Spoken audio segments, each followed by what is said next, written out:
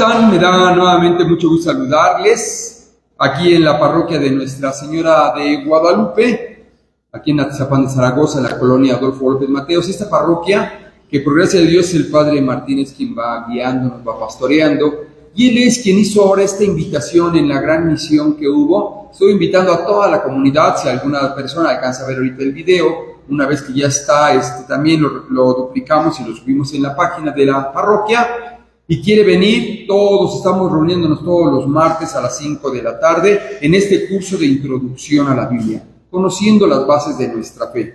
Así es que mandamos un saludo a todas las personas que vean este video, y a los que estamos aquí presentes, los invito a que hagamos una oración para iniciar. Nos ponemos de pie en el nombre del Padre, y del Hijo, y del Espíritu Santo. Amén. Nada más un comentario, me conecté en la de Juan Carlos, no me conecté en la de parroquia, sale. Muy bien, entonces vamos a dar gracias a Dios por este nuevo día. Señor, creemos firmemente que estás aquí, que nos ves y que nos oyes, y te adoramos con profunda reverencia. Hoy queremos darte las gracias porque nos permites conocerte a través del estudio, de la práctica y el ejercicio de la Sagrada Escritura. Danos la luz del Espíritu Santo para que podamos comprender lo que tú quieres en cada una de estas lecciones, y que todo sea para gloria de Dios. Lo pedimos por Cristo nuestro Señor. Amén. En el nombre del Padre, del Hijo y del Espíritu Santo. Amén. Muy bien, pues continuando entonces, estamos en nuestro curso bíblico y ya tenemos el gran temario. Vimos la semana pasada esta parte que le llamamos la parte de lo externo. ¿Sí me explico? Cómo se formó, de qué año a qué año, con qué material. Fue lo que estuvimos viendo, si lo recuerdas. Bueno, vamos a pasar hoy a lo que va a ser la división. ¿Cómo está dividida la Biblia? ¿Has escuchado que existe Antiguo Testamento, Nuevo Testamento? ¿Cuándo se dio esa división? ¿Quién dijo de aquí hasta acá? ¿Quién dijo de aquí para allá va a ser el nuevo? Pero también vamos a hablar de la línea del tiempo, de todos los libros que forman parte de la Biblia, y también de lo que son los capítulos y versículos de la Sagrada Escritura. Por lo tanto, línea del tiempo, cómo se dividió en capítulos y versículos. Dijimos que hay evidencias que sostienen que la Biblia se empezó a escribir aproximadamente unos 1400 años antes de Cristo. Antes de que naciera Jesús, hay algunas evidencias de documentos que ya existían, obviamente de los que forman parte de la Sagrada Escritura. ¿Estamos de acuerdo? Ahora bien, también, no solo en la cultura hebrea hay escritos, hay en otras muchas culturas. No solamente los judíos han venido escribiendo su historia, sino hay otras muchas culturas, incluso más antiguas que la judía, que tienen evidencias también de algunos escritos. Ustedes recordarán, en piedra los egipcios escribían los jeroglíficos. No sé si han oído hablar de ello. Muy bien, obviamente a nosotros nos interesa el trayecto de la escritura, de la Sagrada Escritura, cómo se fue escribiendo a través del tiempo. Para ello, les voy a poner unas imágenes que comparto con los niños del catecismo para recordar un poco la historia de la salvación, no por hacer repaso de la historia de la salvación, sino para ver más o menos en qué fecha fueron apareciendo cada uno de los documentos. ¿Esto por qué? Porque se tiene más o menos datado, obviamente por la Sagrada Escritura, que Dios sale al encuentro del hombre, en este caso de la persona de Abraham, aquel que es el padre de la fe. Padre Abraham tenía muchos hijos, ¿se acuerdan? Estamos hablando de él. Y que el pueblo politeísta tenía una visión de muchos dioses, y Dios que sale al encuentro concreto de Abraham es cuando le dice: si tú crees que yo soy el único Dios por el que se vive, voy a crear o voy a sacar de ti una gran descendencia, el pueblo escogido de Dios. Sabemos que Abraham tuvo a Isaac, Isaac a Jacob, Jacob a los 12 hijos que son las 12 tribus de Israel. Estamos hablando de unos 2000 años antes de que naciera el Cristo, hasta que nos encontramos en el momento en que por José, hijo de Jacob, una de las 12 tribus, llega a Egipto y luego son presos y quedan cautivos 400 años. Esto lo vamos a ir viendo poco a poco. En el caso de la historia, de la introducción a la Biblia, no vamos a profundizar en la historia de la salvación, sino en el momento de cuando se constituyeron los libros. Ahora sí, si continuamos ya en el momento de que están cautivos, unos 1400 años o antes, parece ser que se data el libro de Job. El libro de Job, que se considera que lo escribió o el mismo Moisés, o a lo mejor algún patriarca, incluso pudo haber sido antes de que estuvieran en la cautividad, pero es muy seguro que ese libro se escribió en la cautividad. ¿Por qué? Porque es un libro que exhorta. Era tarea, por cierto, no sé si hicieron la tarea, y te vas a dar cuenta cómo el pueblo de Dios, a través de la figura de Job, tienen confianza. El Señor me lo dio, el Señor me lo quitó. Y es una invitación a que el pueblo oprimido, el pueblo esclavo, no pierda la esperanza en el Dios que les enseñó sus padres Abraham, Isaac, Jacob. Y después hablamos que el Pentateuco, sí, a ese ya hay evidencias que tiene 1400 años antes de Cristo, el Génesis, Éxodo, Levítico, Números y Deuteronomio. Y se escribió posiblemente en la salida, ya casi en la salida, o se fue construyendo en esos 400 años, y parecería que se culmina, por ser Moisés el compilador, se culmina cuando salen con la Pascua, ¿se acuerdan? La Pascua, gracias a la Pascua salen de Egipto y son liberados, se van al desierto. Esta Pascua es importante que se está escrita en el caso del Pentateuco, y es en estos tiempos porque es la primera, es decir, cuando Dios pasa, libera al pueblo. Se acordarán que Jesús por ahí, cuando está ya en el momento de su pasión, muerte y resurrección, dice, es para esta Pascua, para la que viene al mundo, porque año con año el pueblo de el pueblo de Israel conmemoraba la Pascua. Por lo tanto, ya llevaban 1400 años conmemorando aproximadamente este suceso de que Dios los liberó a través de Moisés y los llevó al desierto. ¿Se acuerdan de esto, no? Muy bien. Y entonces se data que el libro de Josué, parece ser, se escribe por el siglo V al XIII antes de Cristo, por ahí del año 1300 y fracción. Pues obviamente porque este libro en continuidad sigue la historia de la salvación. Continuando entonces con la idea general de la historia de la salvación, el pueblo libre en Egipto se divide en las tribus en jueces. Cada tribu tenía un delegado de la colonia, por así decirlo, que eran los jueces, algunos sobresalientes, Gedeón, otro Sansón, aquel que le rompía las fauces a los leones. Eso está en los jueces. Parece, a nivel, ahorita estamos cronológico, viene el periodo de los jueces. Después del periodo de los jueces viene el primer rey, porque el pueblo entonces viene la monarquía, que le solicita el pueblo a Dios y bla, bla, bla, a través de uno de los profetas o sacerdotes. Y entonces se les da el primer rey, Saúl, luego vino el rey David. ¿Se acuerdan del rey David? Aquel de las mañanitas, las mañanitas que cantaba el rey David. Y después David, que tiene a su hijo Salomón que tiene dos hijos, uno de ellos es Jeroboam y el otro Roboam, que hay una disputa, una diferencia entre ellos y se divide el reino de Israel. Cuando se divide el reino de Israel, entonces viene el reino del norte en Israel, el reino del sur con los judíos o Judá. ¿Qué nos interesa a nosotros de esto? Que se empiezan a escribir y se siguen escribiendo libros, por datar algunos, Proverbios hacia el año 1000, el de Samuel hacia el año 960, los Salmos que se escribieron en un periodo también muy, muy grande del tiempo, y empiezan a venir los profetas, aquellos que le dicen al pueblo, no se desesperen, ya va a venir aquel que nos va a liberar. Y entonces vienen el profeta Miqueas, Abdías, Joel, Oseas, Amós, Isaías, muchos textos que se están escribiendo en todas las partes donde estaba distribuido el pueblo de Israel y que de alguna manera se compartían como parte de su doctrina en las sinagogas. ¿Sí me explicó? El rollo, ahora me van a entender, el rollo del profeta Isaías, lo leían, los escribas habían duplicado y por eso había un rollo aquí y había un rollo allá y podrían estar transmitiendo la palabra. ¿Estamos de acuerdo? Por así decirlo. Y algo importante es que tienen el Pentateuco, la ley de Dios, ahí en el Arca de la Alianza y todo lo que se ha venido compilando. Ahora bien, cuando viene la deportación, ya sea a Babilonia, el destierro a Siria, por un lado los samaritanos, los pobres de este lado y los judíos de este lado, viene la destrucción de Jerusalén, viene después también, la destrucción de Jerusalén es destruida, y luego viene la edificación del segundo templo, porque el primero ya había sido destruido, que ahora ya tiene la sede ahí en Jerusalén, pero se siguen escribiendo muchos libros que ahora narran esas situaciones que han estado pasando el pueblo judío. Por mencionar, viene el libro de Nahum, profeta, Ezequiel, Jeremías, el libro de los reyes, que cuentan más o menos en este periodo, el libro de los reyes del 560, cuentan lo que pasó hace aproximadamente unos 800 años. Y se escribe el libro para graficar lo que pasó con David, con Saúl, con Salomón, la división, etcétera. Como decíamos, al igual que el Génesis, no había un escritor atrás escribiendo los hechos. Igual, ya habían pasado muchos hechos que después se plasmaron por escritos. Algunos cientos y algunos otros muchos años, más de 100, 200 años, se escribían los libros. Lamentaciones, Crónicas, Ruth y demás. Llegamos al momento en que entonces viene el profeta, el sacerdote Esdras y Nehemías.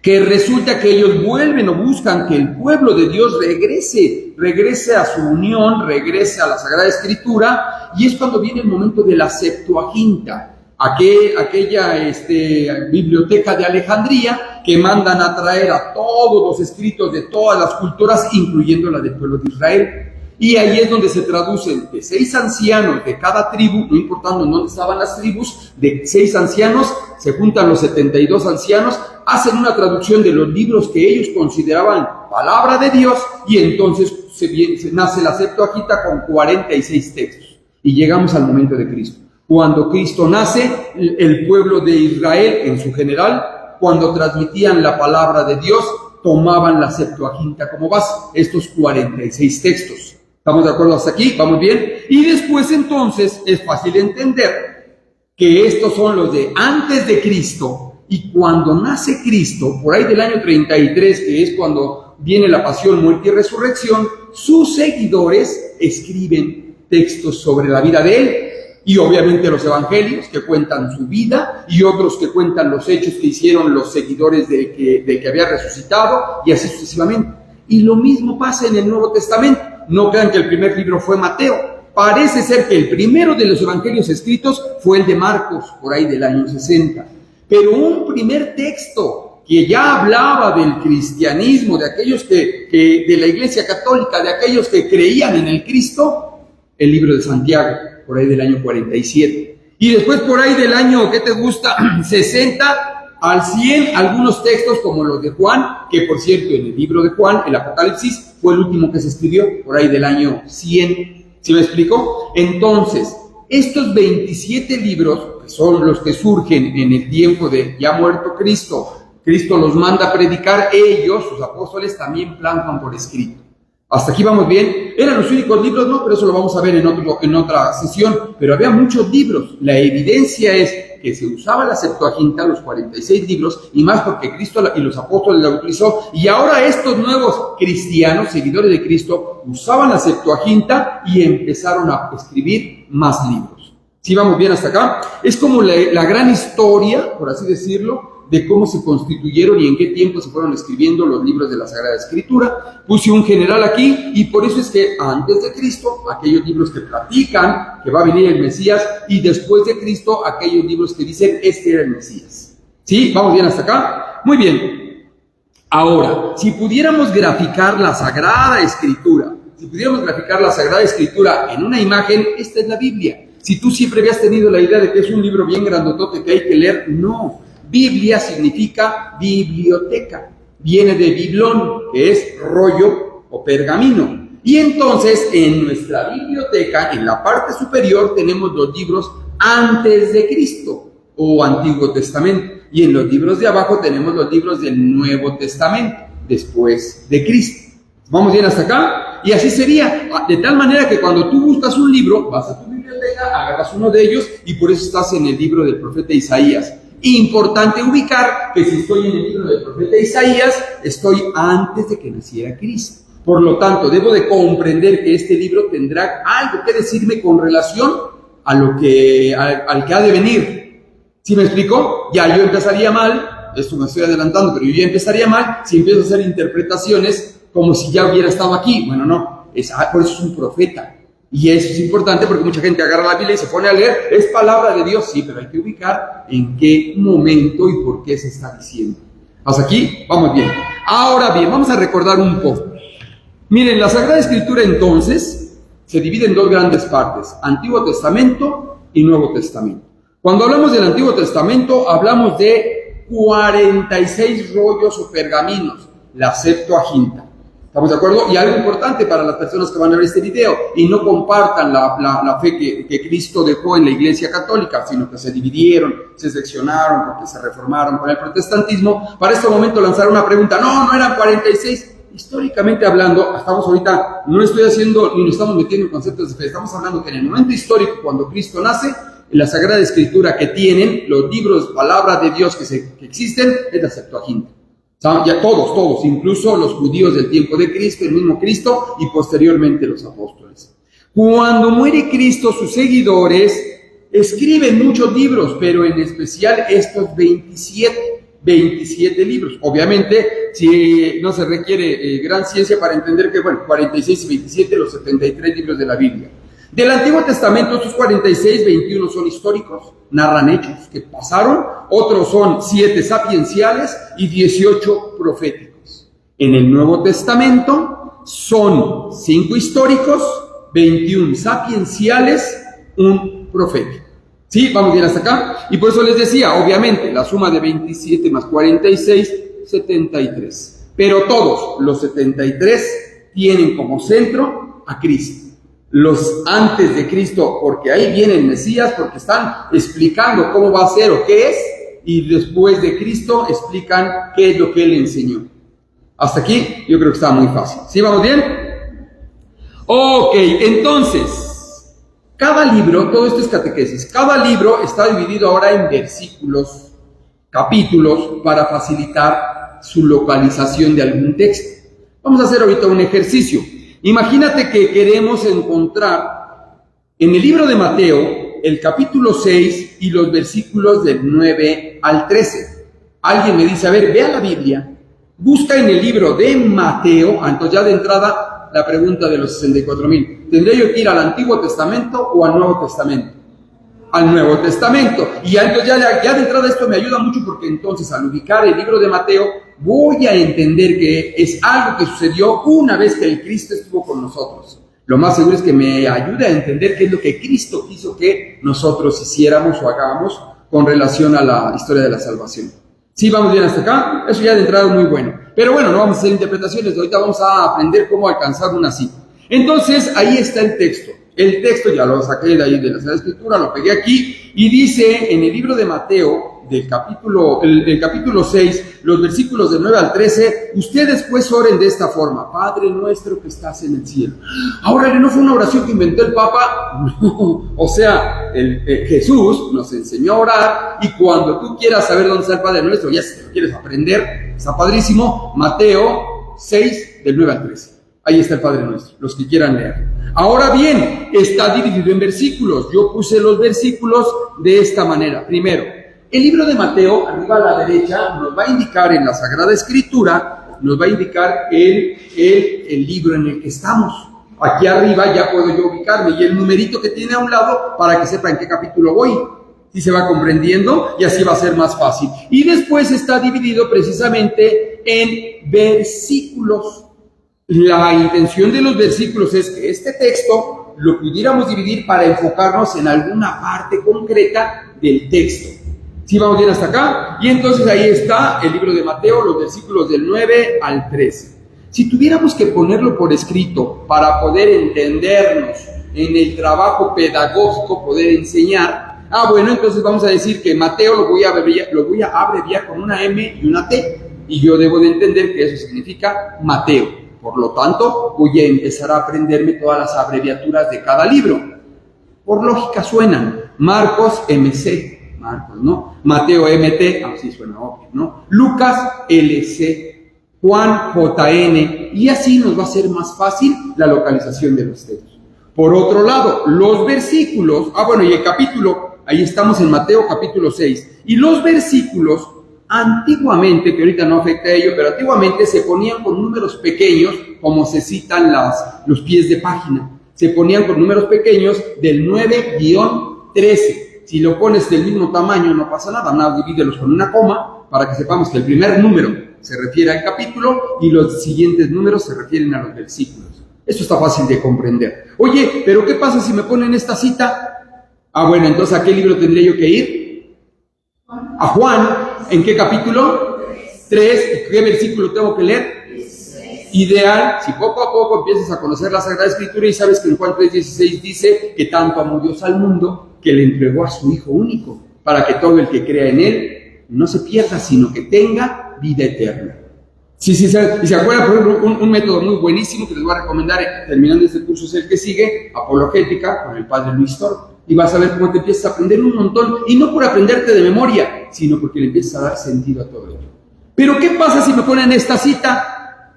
¿A qué libro tengo que entrar? MT, Mateo. ¿Qué capítulo? 16. ¿Qué versículo? 18. Y la letra B, es una manera de que el versículo que es grande lo podamos dividir en dos partes como para poder analizar la primera. Mateo 16, 18. Y a ti te digo que tú eres Pedro, y sobre esta piedra edificaré mi iglesia. Y luego la letra B, no está la letra B en el texto, sino nosotros lo acomodamos para que la segunda parte de la cita le dice, y a ti te daré las llaves.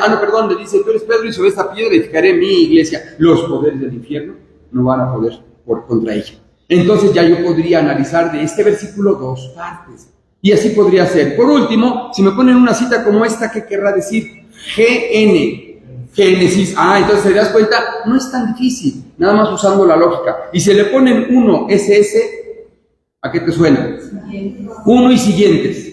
Quiere decir que vamos a empezar en el 1 y hasta donde nos lleve la reflexión.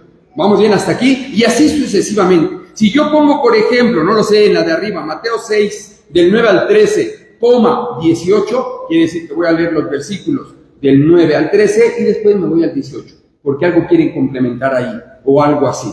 Algo así también te va a pasar si quieres mandar a imprimir en tu impresora. Así es, quieres mandar a imprimir hojas juntas, en bloque, o primero una o salteadas, exactamente lo mismo. ¿Hasta aquí vamos bien? ¿Sí? ¿Seguro? Ok.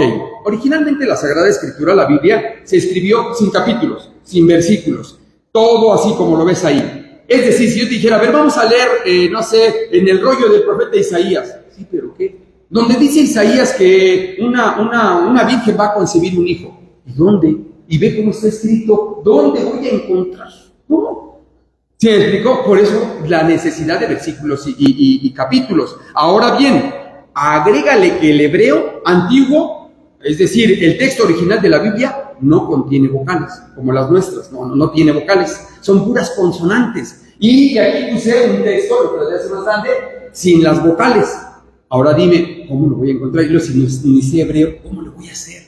¿Sí me explicó? Agrégale que la escritura hebrea, del hebreo se escribe de derecha a izquierda. Tú y yo tenemos la opción de escribir de izquierda a derecha. ¿Sí me explico? Y además el hebreo se escribe de derecha a izquierda.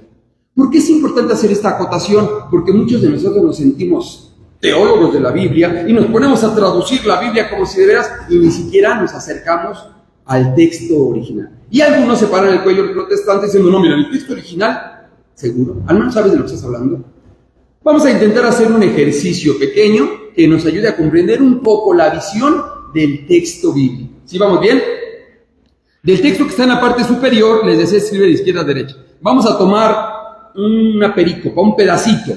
Ahí está ya, este ya tiene vocales, miren, esos puntitos son las vocales. Y ahí está un texto de este libro de Isaías, de este rollo del profeta Isaías. Tú y yo ya sabemos que va a ser Isaías 9, capítulo 9, versículo 5.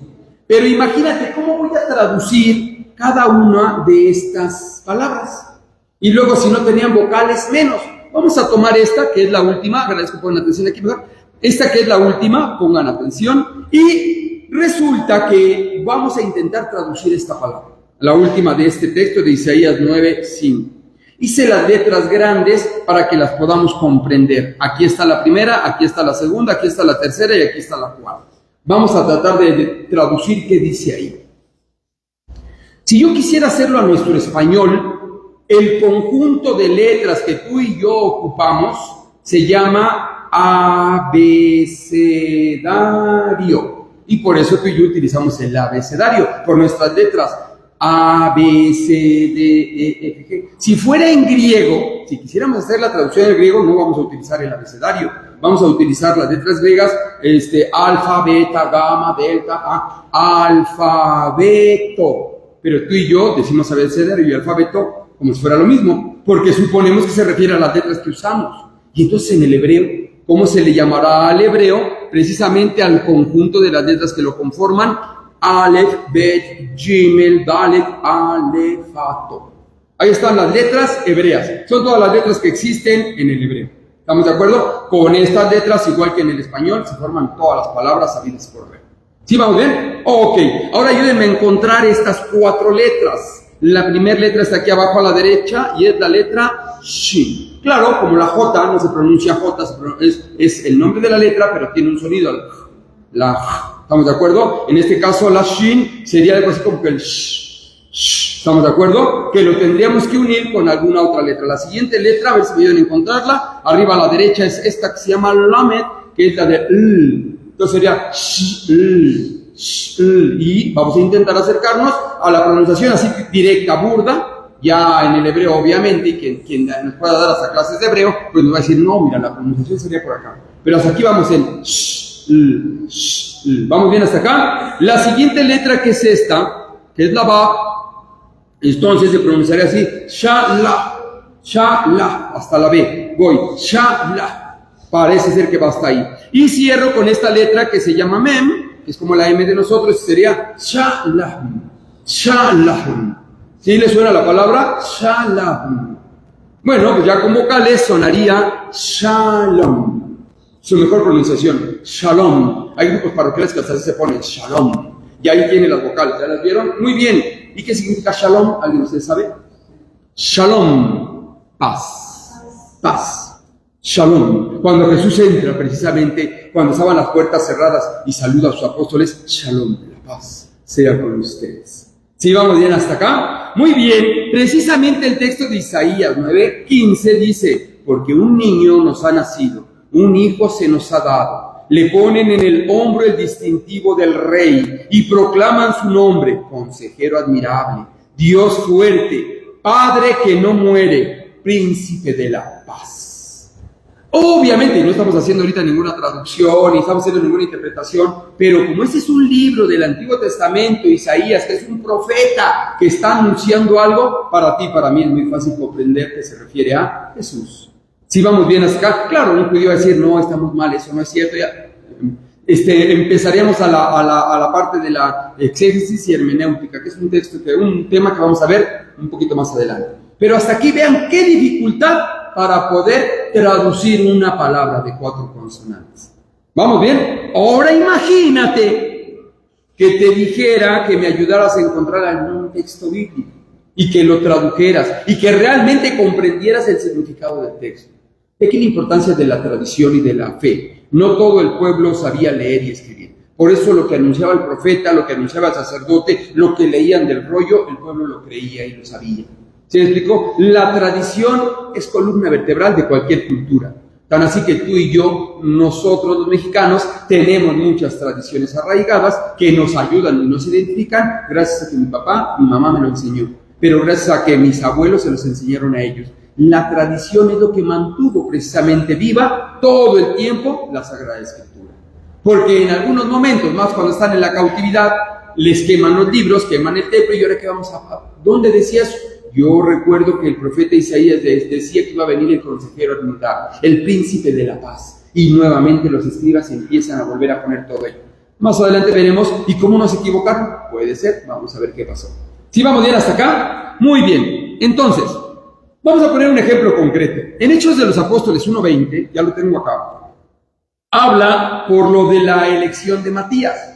Te acordarás que Judas, el Iscariote, opta por quitarse la vida, y entonces son 11.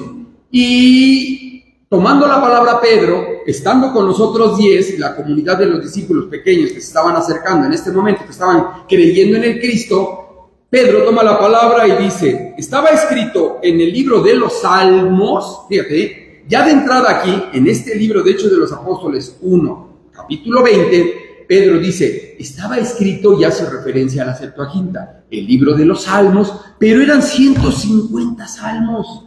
¿En cuál? Agarro el primer rollo y, pues aquí no, agarro el segundo rollo, aquí tampoco. ¿Y dónde? ¿Sí me explico? Por eso la necesidad de capítulos y versículos.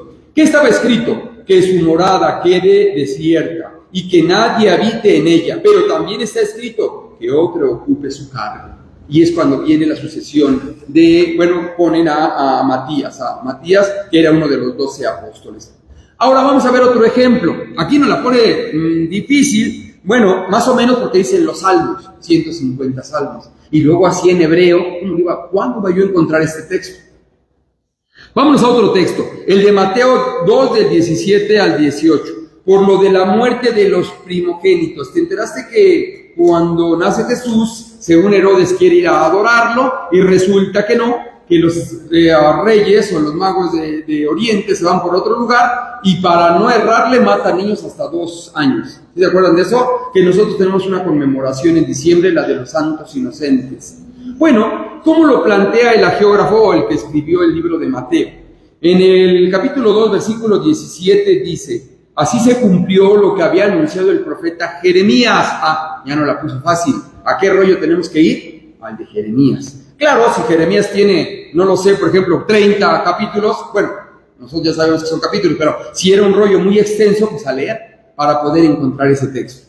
Y resulta que el profeta Jeremías dice en el versículo 18: en Ramá se oyeron gritos, grandes sollozos y lamentos. Es Raquel que llora a sus hijos. Estos ya no están y no quiere que la consuelen. ¿Me explico? Es una manera en que los agiógrafos del Nuevo Testamento dan a entender esto ya estaba escrito allá, antes de que naciera el Cristo. ¿Sí ya se va entendiendo?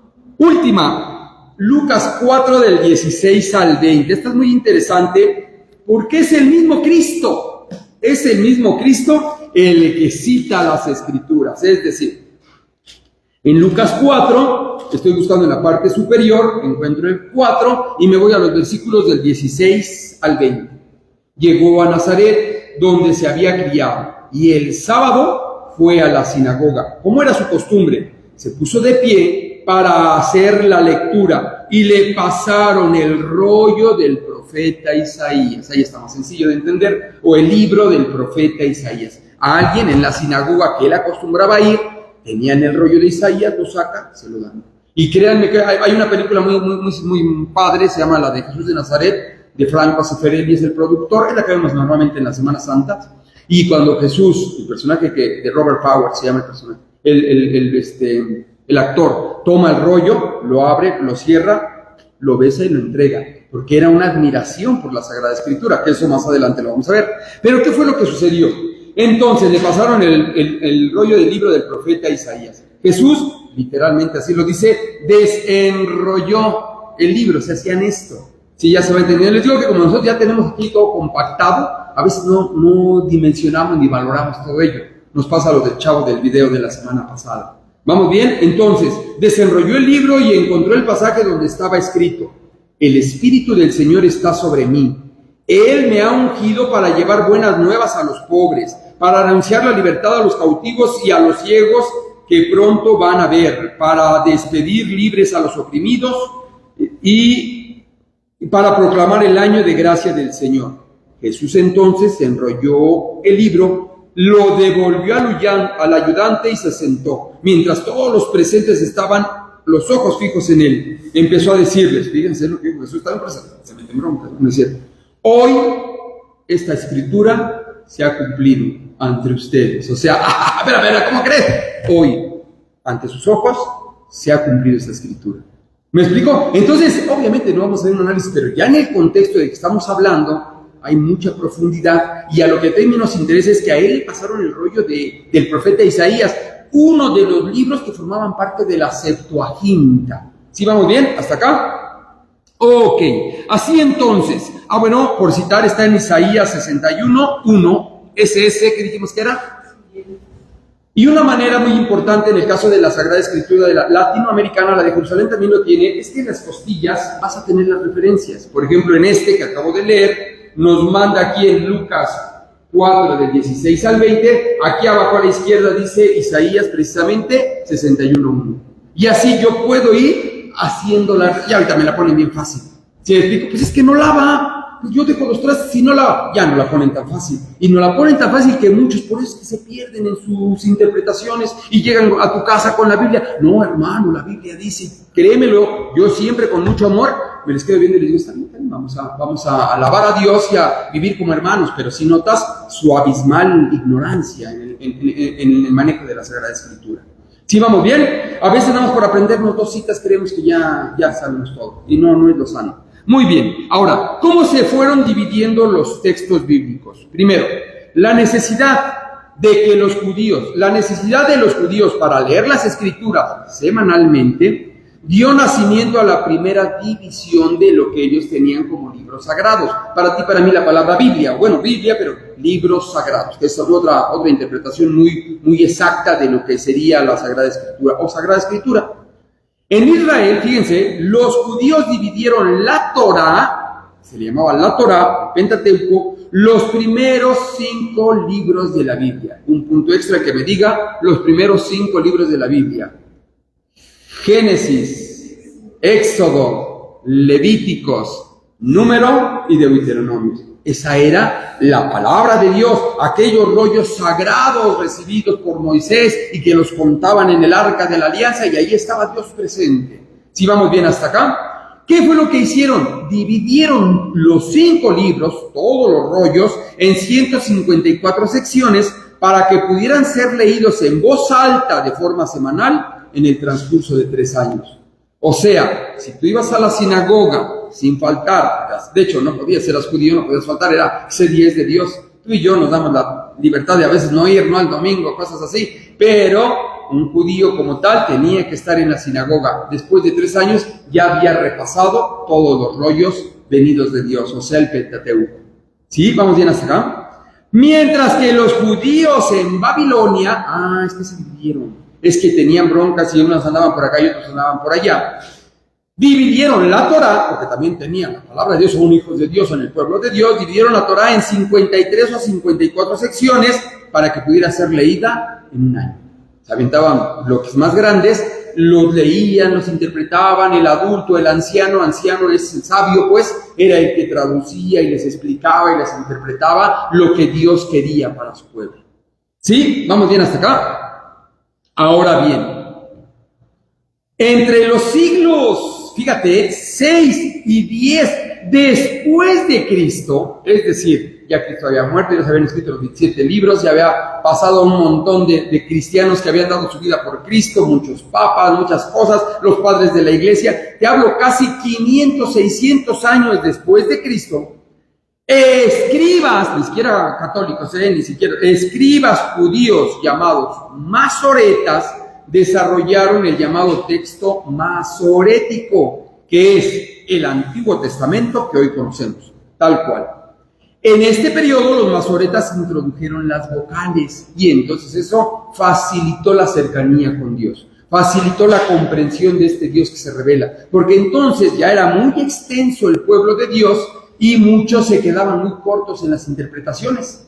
¿Qué es lo que sucede cuando vienen las vocales? La comprensión es mayor. Si pudiera yo compararlo, que no es el caso que pudiera compararlo, es como lo que nos sucedió allá en Vaticano II, que dice, no, ya las misas, por favor, a la lengua original de cada pueblo, porque eran en latín, y entonces tú oías misa en latín, no sabías ni qué onda, pero te hincabas, te agachabas y...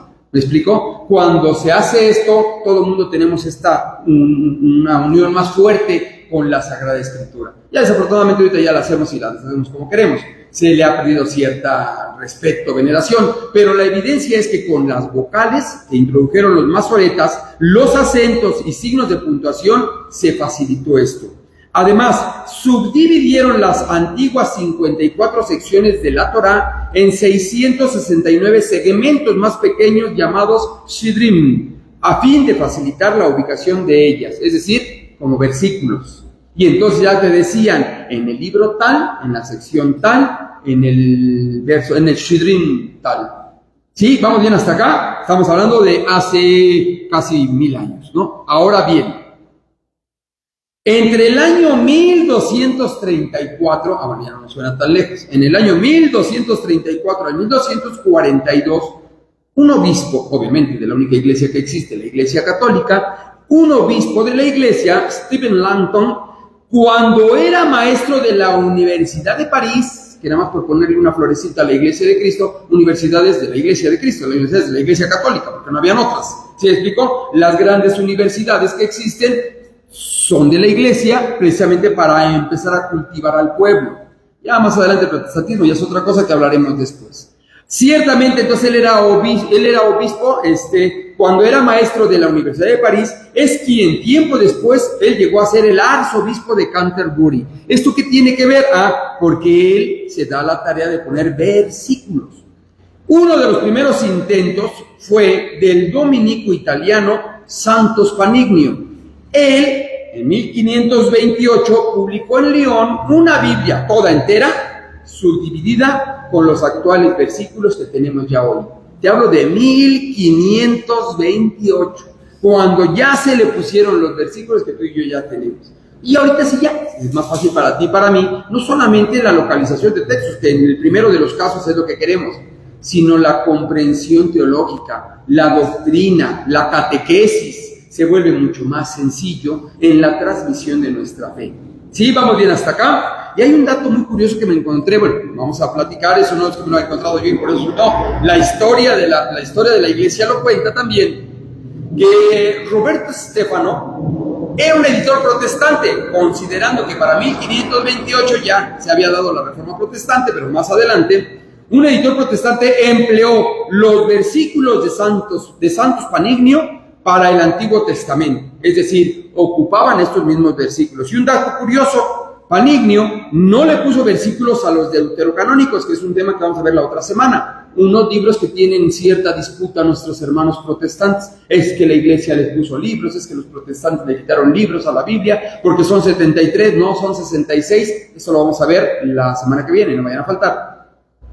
Y entonces, Stefano fue quien se los puso, o sea, parece ser que ya una persona que había estado así como con cierta mezquinidad con la iglesia y se secciona de la iglesia y hace también o pone versículos al Nuevo Testamento, pone tal cual los que tenemos ahorita. Para el Nuevo Testamento sí se los puso conforme a su criterio. Así entonces, finalmente el Papa Clemente VIII hizo publicar en latín la versión oficial de la iglesia, el 9 de noviembre de 1592, la versión oficial. ¿Quiere decir que la Biblia entonces ahí empezó a existir? No, ya dijimos que 1400 años antes se escribe, se termina de escribir 100 años después de Cristo. Los cristianos usaban estos rollos para transmitir la fe, pero cuando empiezan a existir algunas revueltas, principalmente por los protestantes, entonces el Papa dice, no, la Sagrada Escritura es y vamos a descubrir la semana que viene en el canon cómo la iglesia dice, no, esta es la palabra de Dios que siempre el Espíritu Santo nos ha permitido transmitir. Así es que en 1592 ya se entrega la Sagrada Escritura con versículos y capítulos y así como la tenemos en este momento. ¿Sí? ¿Vamos bien hasta acá? Les decía yo que es interesante comprender todo esto, porque así cuando tú buscas un texto bíblico, ya de entrada te ayuda a ubicarte en el tiempo y en el espacio de aquello que quieres comprender. Si tú te regresas acá y dice, no debes de comer carne de cochino, la Biblia dice, bueno, hay que entender en qué momento y por qué lo dijo. Si vamos bien hasta acá, no es el tema en este momento. En este momento nada más el tema es, la Biblia es un conjunto de libros, 73, 46 del Antiguo Testamento, 27 del Nuevo Testamento. Originalmente estaba escrita en hebreo, algunas partes en arameo y todo el Nuevo Testamento en griego. ¿Estamos de acuerdo? Así es como está escrita la Sagrada Escritura. Y ciertamente ya había indicios de poderla seccionar para poder comprender mejor los textos, y es hasta a los masoretas, les digo siglo del 6 al 10 después de Cristo, que ya se empieza a estructurar para que sea más pedagógica, un poco más fácil de la comprensión. ¿Qué vamos a hacer como de trabajo en casa? Te voy a invitar a que les pongas etiquetas, así miren, a tu Sagrada Escritura. Ponle etiquetas, aquí está, miren, ahí está el más grandecito. ¿Qué te va a ayudar? En mi caso, no las encontraba, hace muchos años, porque la Sagrada Escritura ya estaba más vieja que Matusalén. A ver, investiguen por qué, quién era Matusalén, ahí en la Sagrada Escritura. Pero, así dicen, ¿no? Pero yo lo que hice fue ponerle entonces de esos post-it pequeños y le puse yo con mi puño y letra los nombres de cada libro, y entonces así te facilita, porque es muy común ver en un estudio bíblico, en una catequesis bíblica, cuando te mandan a buscar un libro, así, pasas para allá, pasas para acá y nunca encuentras nada. Además, si pones colores, te facilitas las cosas. Por ejemplo, en mi caso, todo lo que serían los primeros de la Sagrada Escritura y los rositas, hasta acá es el Antiguo Testamento. Y aquí de este verde para acá, pues yo le hago así y ya estoy en el Nuevo Testamento. Y ya, tan rápido. Y luego, obviamente, en el orden en el que van, las primeras 4, Mateo, Marcos, Lucas y Juan, quise llegar a la cita de Hechos de los Apóstoles, nada más lo hago así, ¡tarán! Ya estoy en Hechos de los Apóstoles. Entonces, va a ser una propuesta para que tú vayas manejando la Sagrada Escritura. Hasta aquí, ¿algún comentario, alguna duda? Entonces les decía que iba a hacer mucha información muy rápida, pero con la intención de que tú puedas pausar el video al ratito que lo subamos al grupo, las veces que tú necesites, para que vayas comprendiendo con más detenimiento esto. Por los tiempos, tenemos muy poquito tiempo, se nos avecina el siguiente curso, pero principalmente por ello. Así entonces, este es nuestro curso bíblico que vamos a seguir avanzando. No vayan a faltar la semana que viene porque vamos a estar hablando del canon. Investiguen, si quieren de tarea, qué significa la palabra canon. Y es griega la palabra. Y ya si quieres lucirte, ¿qué es el canon bíblico? Entonces, primero, ¿qué es canon? Y después, ¿qué es el canon bíblico? ¿Sí? ¿Vamos bien? Muy bien. No sé si hay alguna pregunta, algún comentario. Alguna persona que hay comentario, todo bien. Muy bien. Un saludo a todas las personas que se conectan. Y ojalá que se vuelva interesante esta formación cristiana aquí en la iglesia que Cristo fundó, la Iglesia Católica, para que de alguna manera como católicos tengamos bases de nuestra fe. Esa es la única intención. ¿Estamos de acuerdo? Toda la información que escuchaste, googléala, búscala, vas a pausar el video y ahí están los años de cada libro y dice que el libro de Josué en tal año, a ver si es cierto, libro de Josué, enter, y vamos a ver qué nos dice, ¿no? Busca fuentes oficiales. También busca fuentes oficiales. Si te metes en TikTok, bueno, no está mal esa página y es una página que no es su intención última ser teológica y tampoco su fin último es ser pedagógica. Por lo tanto, busca que la fuente, no estoy diciendo que la página esté incorrecta para que no vaya a haber ningún problema con derechos de autor ni nada que se le parezca. Al contrario, es una muy buena página para la distracción o lo que buscan las personas que entran a ella. Yo estoy hablando que tú busques fuentes oficiales para la información que estás queriendo encontrar. Vamos a darle gracias a Dios entonces, si gusta nos ponemos de pie. Dice Cristian, ya está, un saludo para Cristian. Hola profesor, ¿cómo está? Amén. Gracias Cristian. Cristian fue mi alumno, no sé si te comentó alguna persona ahí. Un saludo a algunos compañeros de trabajo, ¿verdad? Y un saludo a todos los que vean este video aquí en la parroquia de Nuestra Señora de Guadalupe, a Nuestra Señora del Carmen en la Floresta también, ¿verdad? La parroquia de la Asunción allá en Iztapaluca, y a todas las personas también que de alguna u otra manera nos van siguiendo a través de las redes sociales. Le damos gracias a Dios en el nombre del Padre, y del Hijo, y del Espíritu Santo. Señor, creemos firmemente que estás aquí, que nos ves y que nos oyes, y te adoramos con profunda reverencia. Queremos darte las gracias por permitirnos conocerte a través de la Escritura, a través de la palabra que nos has mandado. Ayúdanos a ser dóciles instrumentos del Espíritu Santo para que, si es tu voluntad, podamos comprender aquello que tú quieres y después transmitirlo a las personas que nos rodean. Todo lo pedimos por Cristo nuestro Señor. Amén. En el nombre del Padre, del Hijo y del Espíritu Santo. Amén. ¿Quieren mandar un saludo en las redes sociales, las personas que vienen al curso bíblico? Y les decía yo, inviten, por favor, inviten a más personas para que seamos más los que formemos parte, allá hasta con mesa de trabajo y todo, ya las vienen, para que sean más las personas que nos inscribiremos al curso bíblico. Nos vemos, hasta luego.